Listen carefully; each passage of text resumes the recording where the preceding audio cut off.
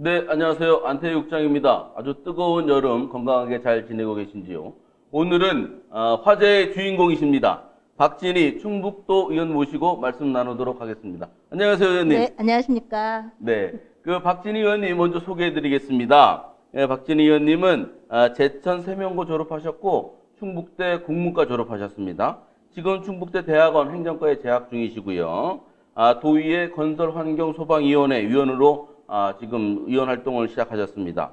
그리고 충북 학교 학부모연합회 대표, 참교육을 위한 전국 학부모회 충북 지부장, 충북 생활정치 여성연대 부대표를 지내셨습니다. 그래서 이제 사회활동을 열심히 하시다가 이번에 이제 지방의회에 진출하게 되었습니다. 네, 의원님 반갑습니다. 당선되신 거 축하드립니다. 네, 인사 감사합니다. 말씀 부탁드릴게요. 우선 테이라이브에 오랜만에 출연하게 돼서 반갑고요. 국장님 반갑습니다. 이번 지방선거에서 저를 지지해주신 모든 분들께 오늘 이 자리를 빌려서 감사하다는 말씀 드리고 싶습니다. 개인적으로는 의회에 입성하게 된 게 굉장히 이제 기쁜 일이죠. 제가 오랜 시간 꼭 정치인은 아니었지만 이 일을 하고 싶었기 때문에 되게 감사한 일인데 한편으로는 되게 마음이 무거워요. 네. 왜냐하면 이번 지방선거 우리 충북 같은 경우에 투표율이 굉장히 저조했어요. 역대 네. 최저였고 전국 평균에 못 미치는 결과였거든요. 특히 민주당 같은 경우에는 지난 대선에 이어서 저희가 또 패했죠. 지방선거를. 변화와 혁신을 원하는 우리 국민들의 어떤 기대에 저희가 부응하지 못했기 때문이라고 생각을 해요. 때문에 반성과 쇄신으로 이 돌아선 민심을 다시 저희에게 돌아오게 하는 게, 감동을 주는 정치를 하는 게 저를 포함한 당선된 분들의 역할이라고 생각을 하고요. 더불어민주당 비례대표 의원으로서 4년간 열심히 그런 각오로 열심히 일하겠습니다. 네, 이거 초선으로 의회에 입성하셨는데 우군이 많으면 좋을 텐데 하여튼 뭐 도의회 의원님들하고 같이 좋은 의정 활동하실 것으로 기대를 합니다. 지금 말씀하신 것처럼 학부모 단체 활동도 하시고 정치 단체 활동도 하셨잖아요. 이게 이제 의원 활동하실 때 좀 도움이 되시고 있는지, 뭐 지금 얼마 안 됐습니다만 어떻습니까? 도움이 앞으로 될 거라기보다는 제가 그동안 해온 일들이 있기 때문에 교육 분야 관련해서도 그렇고 여성단체 관련해서도 그렇고 앞으로 제가 의정활동 하는 데 있어서 그 모든 활동들을 다 접목시켜서 일을 할 것이고요. 저는 비례대표예요. 더불어민주당의. 네. 비례대표의 취지가 그 해당 분야, 활동한 해당 분야의 전문성이나 대표성을 가진 사람들이 이제 의회에 조금 더 쉽게 네. 일할 수 있도록, 정치인이 될 수 있도록 하는 기회를 주고자 하는 것도 있거든요. 의회의 전문성도 높이고. 그런 측면에서 저는 당연히 충북 지역 학부모들을 대표하는 학교 학부모 연합회장이었기 때문에 당연히 교육활동 관련해서는 늘 관심을 갖고 일을 할 거고요. 제 앞으로 의정활동에 있어서 교육 그리고 여성 문제는 계속 가장 중요한 어떤 중심 의제가 될 것이라고 생각합니다. 네, 지금 말씀하셨습니다만 학부모 단체 활동을 좀 많이 하셔서 교육 쪽에 전문가로 많이 알려져 있습니다. 그래서 이제 이번에 이제 상임위원회 배정 과정에서 유명해지셨잖아요. 기자회견도 하시고. 저번에 삭발하신다 해서 깜짝 놀랐어요. 국장님이 하지 말라고 말려서 안 했습니다. 잘하셨어요. 삭발 다음에 단식해야 되고 힘들어. 그래서 네. 이번에 이제 교육위원회 이제 배정 관련 문제가 좀 있었잖아요. 그런데 자세히 잘 몰라요. 어떤 일이 있었습니까? 이번에 원구성을 하면서 이제 12대 도의회가 출범하면서 가장 첫 단추를 깨는 일이 원구성을 하는 일이거든요. 의원별로 상임위원회를 구성하고 상임위원회별로 상임위원장을 뽑고 의장, 부의장 뽑고 뭐 이런 원구성이 굉장히 중요한 일인데 그 첫 단추를 깨는 일부터 우리 도의회가 특히 황영호 의장께서 협치를 무시하고 다수당의 횡포를 제대로 보여주셨다. 저희는 그렇게 생각을 해요. 그래서 그 부분에 있어서 우리 더불어민주당 7분 전원이, 도의원 전원이 그 상임위 활동을 제외한 모든 단체 활동을 보이콧을 했던 거고요. 그래서 이번 임시회 본회의 첫날도 들어가지 않게 됐었던 거예요. 네. 어떤 분들은 그런 말씀 하시더라고요. 왜 꼭 네가 교육위원회에 들어가야 돼? 라는 질문을 하세요. 그 질문을 듣고 제가 참 가슴이 아팠던 게 네. 앞서도 말씀드렸지만 저는 비례대표예요. 네. 비례대표가 제가 왜 비례대표가 될 수 있었냐 하면 그동안 학부모 활동, 교육 활동을 해왔기 때문에 그 대표성과 전문성을 인정받아서 제가 비례대표가 1번이 될 수 있었던 거거든요. 네. 그리고 제 비례대표로서의 공약도 다 교육 관련된 정책들이었어요, 주로. 그런데 당연히 비례대표의 취지에 맞춰서나, 그리고 의회 전문성 측면에 있어서나, 그리고 의원들의 희망, 소통 부분에 있어서나 저는 교육위원회에 배정되는 게 맞죠. 근데 이 모든 것들이 다 지켜지지 않았고, 여기서 특별히 더 중요한 것은 우리 도의 기본 조례에는 네. 각 당의, 그러니까 교섭단체죠. 더불어민주당과 우리 국민의힘의 교섭단체 원내대표가 상임위 배정을 어떻게 할지 안을 내고 그것을 가지고 의장이 협의를 하게 돼 있어요. 협의를 해서 원구성을 이제 하게 돼 있는데 황영호 의장께서 그 부분을 생략하셨다는 거. 이거는 굉장히 중요한 일이에요. 그러니까 박진희 개인이 교육위원회에 들어갔냐 못 들어갔냐 이 문제가 아니고 의회가 서로 소통하지 않고 협치하지 않고 다수당이 횡포를 부렸다는 면에서 굉장히 중요한 일이고, 도의회가 지금 처음 이제 12대가 출범하는 상황에서 우리가 이것을 그냥 묵과하면 앞으로 4년 내내 소수당의 의견은 배제되고 소외될 게 분명하거든요. 이제 그런 부분에 대해서 저희가 문제 제기를 했었던 거죠. 네. 그리고 네. 언론에는 발표되지 않았지만 네.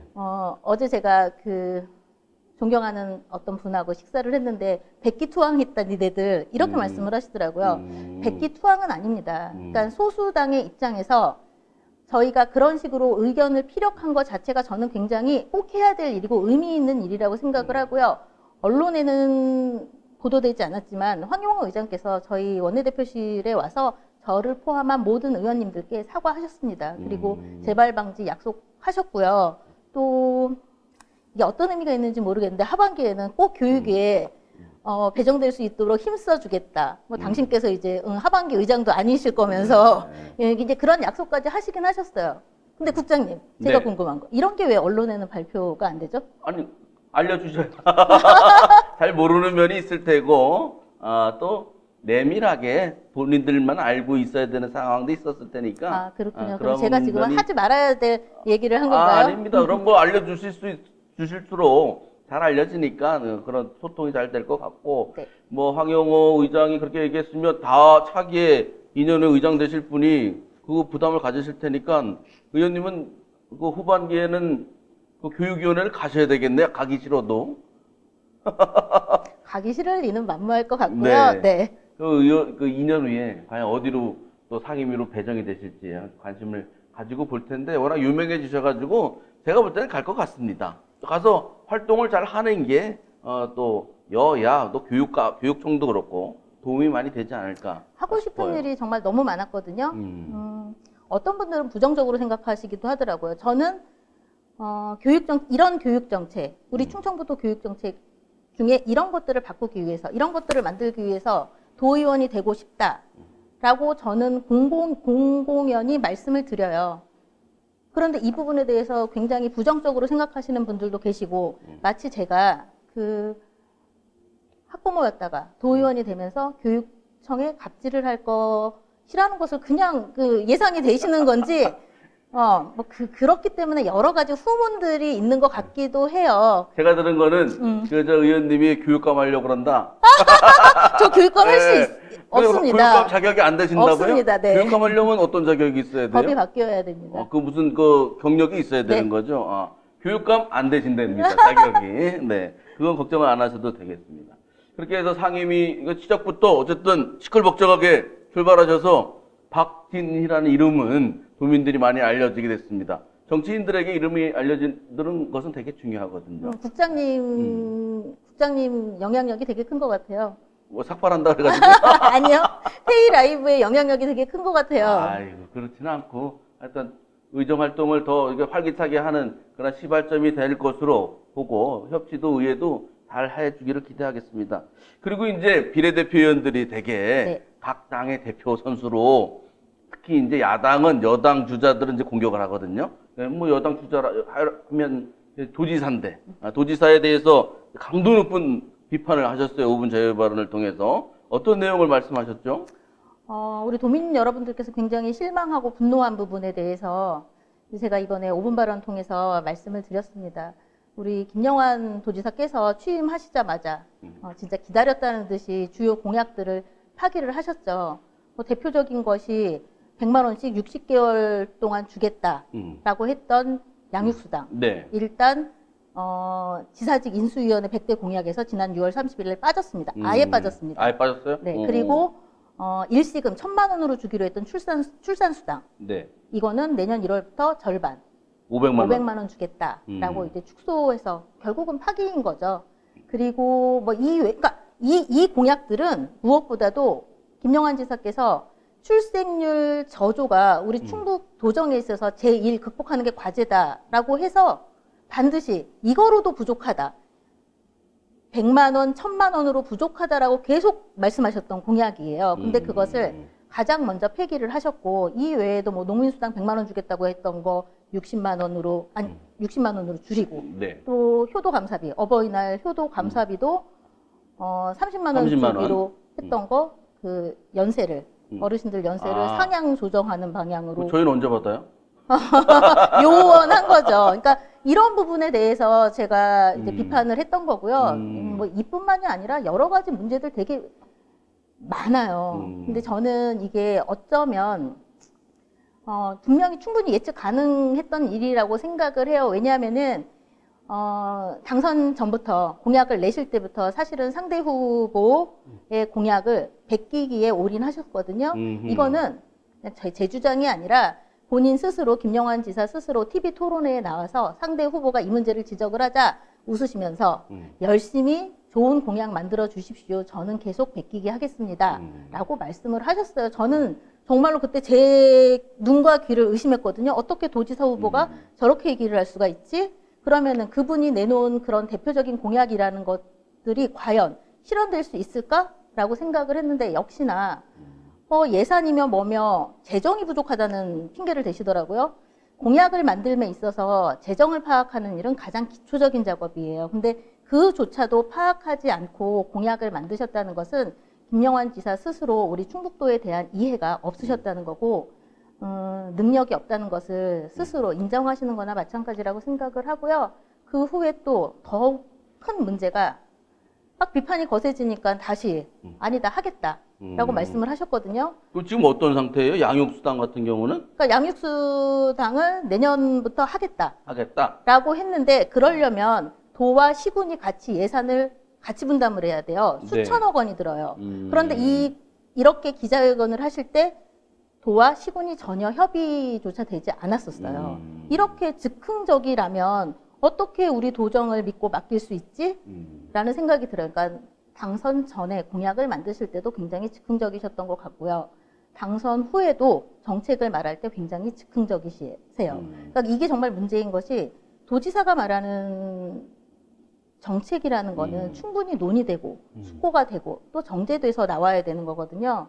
그런데 그렇지 못하고 나오니까 이게 논란이 잠재워지기는커녕 계속 이제 시끄러워지는 거고 저는 우리 지사께서 예산을 아끼시겠다고 관사 대신 네. 반전세 사시잖아요. 네. 그 진정성을 과연 우리 도민들께서 얼마나 믿어주실 수 있을까, 인정하실 수 있을까 이런 의구심 들고요. 작은 집무실 6평짜리로 옮기셨다고 네. 막 언론에 나오더라고요. 그런 걸로 칭찬받으려고 할 때가 아닌 것 같아요. 지금은 민생이 가장 중요하거든요. 어떻게 지금 파기한 공약들 자체가 다 우리 민생하고 관련된 복지 공약들이에요. 이런 부분을 어떻게 내가 실현시켜 나가겠다는 구체적인 로드맵을 제시해야 되는데 언론 플레이만 하시는 것 같아서 안타깝습니다. 오늘 충북 참여자치 시민연대에서 성명을 냈더라고요. 좀 전에. 네. 민생부터 챙겨라. 그렇습니다. 도지사하고 청주시장한테 그렇게 얘기했고 물가도 높아지고 뭐 이자율도 높아지고 그래서 살기가 어려우니 여기에 대한 이제 비상 대응 조직을 만들라라고 이제 얘기를 했습니다. 김영환 지사에게 충고해 줄 만한 이렇게 가십시오라고 할 만한 걸 말씀을 해줄 수 있다면요? 민생을 먼저 챙기셔야죠. 민생을 챙겨야 한다. 네, 지금 관사 대신 반전세 산다고 막 홍보하실 때가 아니에요. 도청을 차 없는 도청으로 만들겠다, 뭐 문화 공간으로 만들겠다 다 좋아요. 네. 그런데 지금 그게 그렇게 중요한가요? 그러니까 도청이 문화 공간이 되는 거 굉장히 의미 있어요. 차가 없어지는 것도 의미가 있어요. 그런데 결국은 도청 안에만 차가 없는 거지 주차 타워 세운다고 하죠. 그리고 주변에 공무원들, 방문객들 주변에 또 주차해야 돼요. 결국 차량 총량은 줄어들지 않는 거예요. 그리고 전시 공간이 없고 공영 공간이 아주 부족한 상황 아니에요. 그러니까 부족하지만 제가 말씀드리고 싶은 것은 우리 지역의 예술인들 지금 굉장히 힘들거든요. 그분들을 먼저 지원할 정책들을 고민을 해야지 왜 굳이 도청에 이런 생각이 든다는 거죠. 그러니까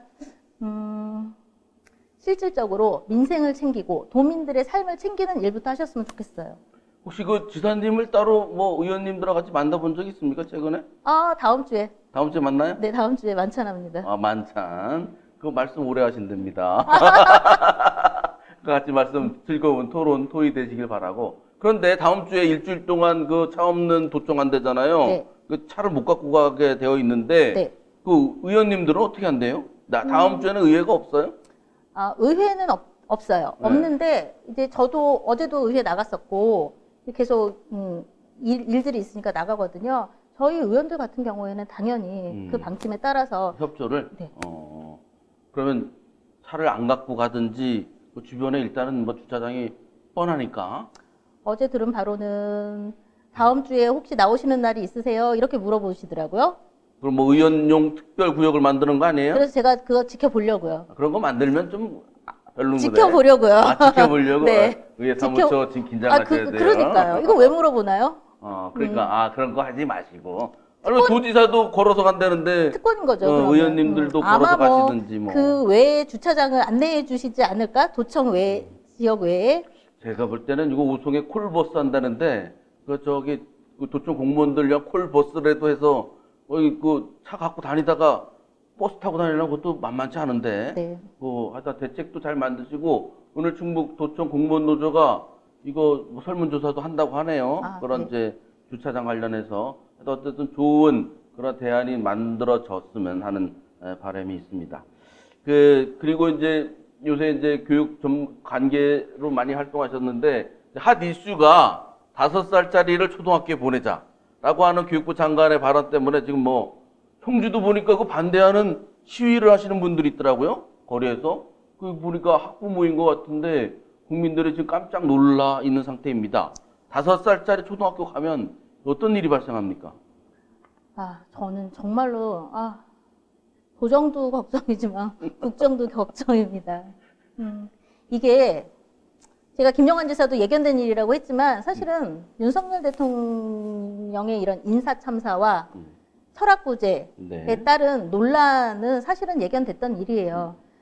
국무회의에서 윤석열 대통령이 그런 얘기했죠. 교육부는 스스로 경제부처라는 것을 인식하고 교육부의 가장 첫 번째 의무는 우리 아이들이 산업 여군이 되도록, 그러니까 산업 발전에 도움이 되도록 빨리 인력을 제공하는 것이다라는 얘기를 했어요. 이거는 정말로 새마을 운동 시대에도 이런 교육 철학이 있었을까 싶을 정도로 굉장히 상상을 초월하는 교육 철학인 거예요.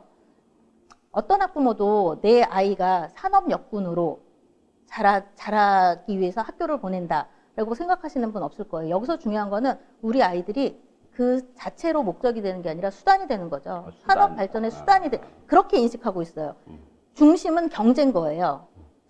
중심을 경제에 놓고 우리 아이들은 수단으로 보는 거죠. 이거는 정말로 굉장히 잘못된 생각이에요. 그리고 교육부 장관 역시 아이들을 한 해 먼저 입학시켜서 한 해라도 먼저 직업을 갖게 하겠다라고 얘기를 했어요. 역시 이것도 경제 중심적인 사고 방식이죠. 이것 자체도 문제지만 현실을 제대로 몰라요. 요즘 대학생들 졸업하고 나면 취업이 어려우니까 졸업을 한 해, 두 해 미루고 있는 게 현실인 거거든요. 맞아요. 그리고 어린이집, 유치원은 돌봄이 6시, 7시까지 가능해요. 근데 초등학교 들어가면 돌봄 일찍 끝납니다. 일찍 끝나요? 네. 그러면 우리 애들 어떻게 해야 돼요? 밤 8시까지 돌봄을 한다는데? 그러니까. 대책이 있냐고요. 대책이. 지금도 그게 그 전에도 돌봄 시간을 늘려달라고 그랬었어요. 맞벌이 부모님들이 많으니까. 근데 지금도 여태까지 그게 안 됐었던 거거든요. 근데 준비 하나도 안 된 상태에서 과연 그것이 될까요? 그리고 우리 애기들 5살짜리, 6살짜리들을 학교에 밤 8시까지 묶어놓는다고요? 나는 그런 발상 자체가 네. 정말 이해되지 않아요. 저도 잘 이해가 안 되는 게 보통 아침 8시쯤 학교 가서 밤 8시에 그 시계에서 집으로 돌아가면 그 어린이들을 거의 국가가 이제 돌보아야 되는 상황인데 그게 현실적이니까. 학교 돌봄의 현실이 아이들을 마음껏 뛰어놀 수 있게, 책을 읽을 수 있게, 그림을 그릴 수 있게, 체육 활동을 할 수 있게 이런 돌봄이 아니에요. 교실 안에 아이들을 이렇게 말하면 좀 그렇지만 좀 과장해서 그냥 가둬놓는 거거든요. 어디 못 가게 안전하게 지키는. 사고만 안 나게. 그걸 모든 부모님들이 다 아세요. 그런데 과연 어떤 부모가 아이들을 6시, 7시, 8시까지 그런 식으로 보호하고 싶을까요? 돌봄을 하고 싶을까요? 그보다는 좀 재밌는 학원을 보내게 되겠죠. 내가 부모들이 더 벌어서 조금 덜 쓰고 애들 학원비, 사교육에 더 집중하게 되는 거거든요. 그러면 조기 사교육 더 늘어납니다. 5살에 입학시키려니 3살, 4살 때 열심히 공부 가르쳐야죠. 그러니까 미리 또 배워야 되니까. 이런 상황이 되는 거예요. 근데 교육부 장관은 진짜로 현실을 몰라도 너무 모르는 게 교육 격차를, 불평등을 해소하기 위해서 조기 입학을 시킨다고 했거든요. 어떤 대한민국 국민 중에 학교에 입학하면서 교육 불평등이 없어진다라고 믿는 학부모가 누가 있겠어요? 그런 국민이 누가 있어요? 그러니까 폐기돼야겠죠. 글쎄 뭐 지금 폐기하는 수순으로 간다고 하는데 어쨌든 국민적인 그 반발을 굉장히 격화시켜서 그나마 인기가 없는 지금 정부의 큰 짐이 되는 것 같은데 뭐 폐기했다는 소식은 오늘까지는 못 들었는데. 네, 오늘까지는 없네요. 어떻게 될지 좀 지켜봐야. 저는 윤석열 대통령하고 김영환 지사하고 왜 이렇게 오버랩이 되죠? 어떤 닮은 점이 있습니까? 철학의 부재와 즉흥적이라는 점? 좀 긍정적인 거 좀 얘기해봐요. 저 김영환 지사에 대해서는. 네, 찾아보겠습니다. 찾아보겠습니까? 하여튼 정치 초년생이시지만 초선 의원이시지만 좀 활기찬 모습을 보는 것 같아서 왼쪽 날개가 있으면 오른쪽 날개도 있는 거니까 굉장히 열심히 의정활동을 시작을 잘하고 계시니까 더 잘할 것으로 봅니다. 그래서 이제 어쨌든 상임위가 건설 환경소방위원회도 이제 맡으셨고, 네. 그러니까 주로 이제 의정활동 계획을 가지셔야 될 텐데 어떤 데 주안점을 두실 계획이십니까? 제가 사실은 교육위원회에 가고자 했던, 제가 목표로 했던 여러 가지 정책들, 공약들이 사실은 어쨌든 전반기에는 하기 힘들어진 상황이 됐거든요. 그러면서 나름은 진짜 고민이 굉장히 깊었어요. 어떻게 해야 될까. 그리고 건설 환경 소방위 같은 경우는 우리가 상임위를 희망순위를 3순위까지 적게 돼 있어요. 건설 환경 소방위는 그 3순위 안에 들지 않았던 상임위예요. 한 번도 고민해보지 않았던 상임위였던 거죠.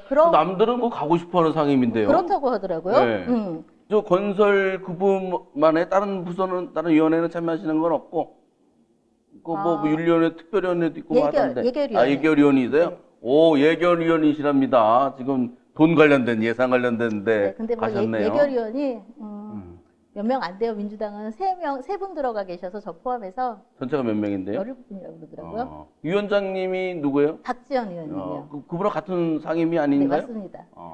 본회의 같은 옆자리 앉아. 본회의에서 제 짝꿍이십니다. 그러시군요. 네. 알겠습니다. 이제 의정활동도 열심히 준비하신다고 하니까 기대가 큽니다. 그리고 이제 비례대표 의원들이 예전에는 비례대표 한 번만 했어요. 그리고 이제 다시 야인으로 돌아가는 경우가 많았는데 요즘은 이제 비례대표 의원이 하고 4년 후에 지역구로 다 출마를 하셔요. 그래서 다시 이제 당선하신 분도 있고 안 되신 분도 있고 한데 의원님은 어떻게 교육감은 이제 못 하는 거고 자격이 안 된다. 법이 바뀌면 가능합니다. 법이 바뀌면 생각해 보실 생각이 있으신 거고 앞으로의 정치 행보는 어떻게 구상하고 계십니까? 저는 한 번 하려고 비례대표를 하지는 않았고요. 당연히 4년 후에 지역구 선거를 통해서 우리 도민들께 제 4년간의 의정활동을 평가받고 싶고요. 앞으로도 지금 뭐 아직 한 달 반 정도 된 도의원이 앞으로의 행보를 정확하게 말씀드린다는 거는 힘들지만 어떤 식으로든 우리 충청북도 발전을 위해서 일하는 정치인으로 남고 싶습니다. 지금 사시는 데가 어디예요?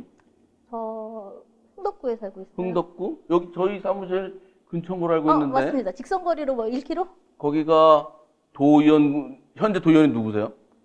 현재 도의원이 더불어민주당은 없습니다. 아, 그렇군요. 네. 뭐 더불어민주당에 도의원이 몇 명 안 되잖아요. 그러니까 35명 중에 7명? 그렇죠. 7인의 뭐 사무라이라고도 하고 그래서 저번에 사무라이가 칼을 딱 뽑다가 다시 넣었대요. 하여튼간 고생들 많으십니다. 그 야당을 안 해봤죠? 아니 뭐 의원 한 번도 한 적이 없으니까. 아유. 그 여당 하다가 야당 된 의원님들 몇 분 계시잖아요. 그분들 뭐라고 얘기 안 합니까? 노코멘트 하겠습니다. 격세지감이라는 표현을 좀 하실 것 같은데. 하여튼 초선 의원님 좀 잘 좀 이렇게 하시고 또 국민의힘 의원님도 잘 좀 도와서 좋은 의정할 수 있도록 도움 주시기 바랍니다. 고맙습니다. 오늘 바쁘신데 와주셨는데 마지막으로 도민들 그다음에 또 우리 유권자님들께 인사 말씀 부탁드리겠습니다. 그야말로 도지사도 여당의 도지사고 여대 야소 상황이에요. 그렇기 때문에 협치하지 않으면 우리 소수당의 의견은 무시될 수밖에 없는 상황인 거거든요. 소수당, 그러니까 더불어민주당의 의견이 무시되는 게 중요한 게 아니라 그런 상황에서는 약자, 소수자의 의견도 묵살되는 분위기라고 저는 생각해요. 그렇기 때문에 이제 그 부분에 있어서 소수자, 약자를 대변하는 그런 역할들을 많이 할 것이고요. 의원의 역할이, 의회의 역할이 결국은 견제와 감시를 통해서 균형을 이루는 거거든요. 이런 여대 야소 상황에서는 더욱 견제와 감시 기능이 중요할 것 같아요. 그렇지 않으면 여당 중심으로 우리 도정이 흘러가지 않겠어요? 그런 부분에 대해서 견제와 감시의 기능을 굉장히 중요하게 생각하고 소외된 곳, 어두운 곳을 먼저 찾는 그런 분들과 늘 함께하는 그런 도의원이 되도록 노력하겠습니다. 네, 아유 오늘 뭐 예전에 그 작가님도 하셔가지고 상당히 말씀도 잘하시고, 요새 예전에는 작가 활동하실 때는 이렇게 출연자들을 이제 섭외했는데 직접 출연하고 요새 뭐 5분 발언도 하고 의정 활동도 하고 뭐 이렇게 주목을 받으니까 어때요? 좀 분위기가? 주목은 예전부터 받았었고요. 학부모 운동할 때부터 워낙에 기자회견 뭐 많이 했었는데 이제 그 책임감? 책임을 져야 된다는 위치에 있다는 게 좀 달라요. 그래서 굉장히 떨리고 긴장도 되고 저 오늘 지난번에 제가 어떤 교육단체 대표로 여기 테이 라이브에 출연을 했었죠. 예, 그때는 그랬었죠. 그냥 하고 싶은 얘기 막 했었거든요. 근데 오늘은 제 얘기 하나하나에 정말로 제가 책임을 져야 되는 얘기들이기 때문에 좀 떨리더라고요. 제가 기분에 많이 휩쓸려서 막 이렇게 말을 하는 스타일이라서 혹시 실수하지 않을까. 제가 낚시를 한 2번 했는데 오늘 실패했습니다. 알겠습니다. 네. 좋은 의정 활동 부탁드리고 휴가는 다녀오셨습니까? 다녀왔습니다. 네, 축하드립니다. 저희 휴가 가려고 합니다. 네. 네, 다음에 또 모시겠습니다. 네, 감사합니다. 감사합니다.